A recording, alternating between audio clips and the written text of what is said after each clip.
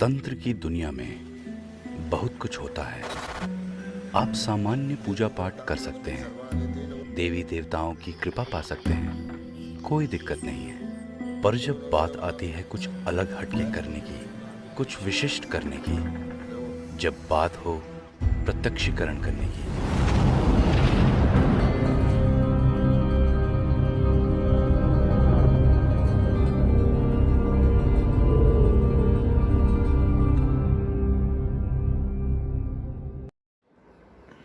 नमस्कार दोस्तों, मैं तांत्रिक हरीश कुमार आप सभी का अपने इस YouTube चैनल में स्वागत करते हैं। दोस्तों,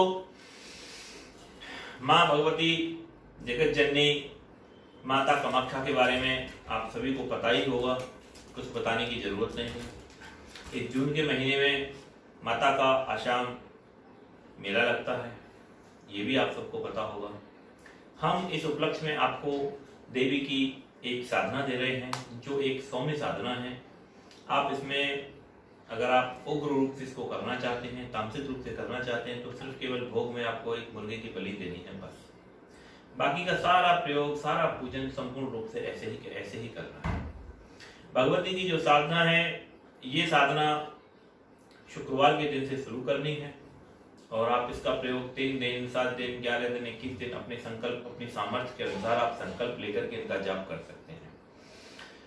तंत्र के प्रत्येक साधक को कुछ ऐसी साधनाएं हैं जो करनी चाहिए, जैसे भगवती माँ कामाख्या की साधना है, काल भैरव की साधना है, माता काली की साधना है, हनुमान जी की साधना है।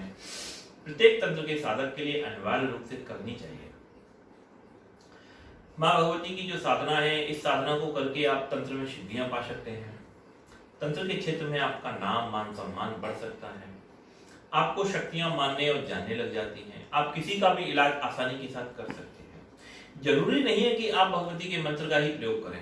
नॉर्मल ही आपको एक सामर्थ्य आपकी बढ़ जाएगी। आप किसी भी मंत्र का आप इस्तेमाल कर सकते हैं। देवी की कृपा से आपको पूर्ण सिद्धि इसमें प्राप्त होती है, पूर्ण रूप से आपको इसका फल प्राप्त होता है।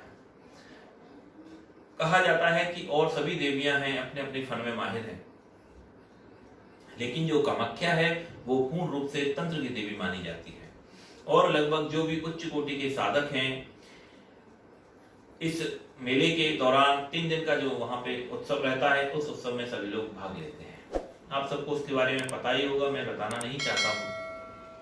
तो मैं ये चाहता हूँ कि आप जो भी व्यक्ति ये साधना संपन्न करना चाहता है वो हमसे मिल सकता है, साधना संपन्नता ले सकता है।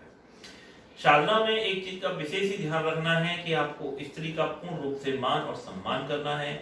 यह साधना शुरू करने से पहले आपको अपनी माता जी से आज्ञा और परमिशन लेनी है। यदि वो साथ में है तो आपको उनको पैर छूने हैं, नहीं है साथ में, या मान लीजिए कि एक्सपायर हो चुकी हैं, तो भी आपको उनका पूजन करना है। पंचोपचार पूजन जैसे अन्य शक्तियों का किया जाता है। आपको अपनी माता से, जगत जननी जो आपकी माता है पूर्ण रूप से, उनसे आपको आज्ञा लेनी है। उनसे पहले आपको आशीर्वाद लेना है, उसके बाद ही आपको माँ कामाख्या की साधना संपन्न करनी है।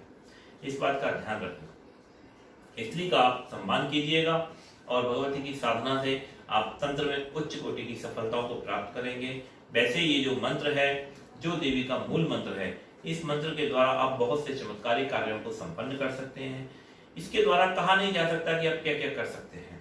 कहीं पर भी आप इस शक्ति का प्रयोग कर सकते हैं। यह शक्ति कभी भी फेल नहीं होती है, कभी भी आपको निराश नहीं करेगी। यह उच्च कोटि की साधना है। भगवती माँ कामाख्या की जो साधना है वो बहुत ही उच्च कोटि की साधना होती है। हर व्यक्ति इसको संभाल नहीं पाता है, कर नहीं पाता है, इसलिए हमने इसका एक सौम्य प्रयोग दिया है। ये साधना कोई भी व्यक्ति, साधारण ग्रस्त भी इसको आराम से कर सकता है और देवी माँ की कृपा पा सकता है।